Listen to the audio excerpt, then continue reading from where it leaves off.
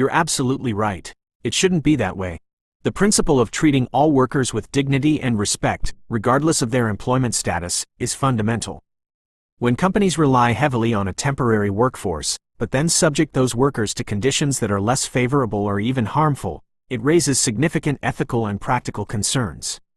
Here's a summary of why the "shouldn't be" argument is so critical, based on common criticisms of how temporary workers are treated, especially in large warehouse operations like Amazon's. Human dignity. Every person deserves to be treated with respect and to work in an environment where their well-being is valued. Reducing workers to mere cogs in a machine, easily replaceable and disposable, erodes their dignity. Safety and health.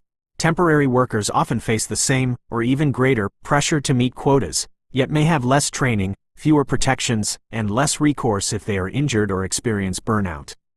Reports consistently highlight higher injury rates in Amazon warehouses compared to industry averages, and this disproportionately affects those under intense pressure. Economic inequality. The reliance on a large temporary workforce can contribute to a working poor economy, where people struggle to make ends meet despite working full-time. This system often allows companies to avoid the costs associated with full-time benefits, contributing to wider economic disparities. Lack of voice and security. Temporary workers, especially those hired through staffing agencies, often lack the job security and collective bargaining power that permanent employees might have. This makes it harder for them to advocate for better conditions without fear of losing their jobs. Ethical responsibility.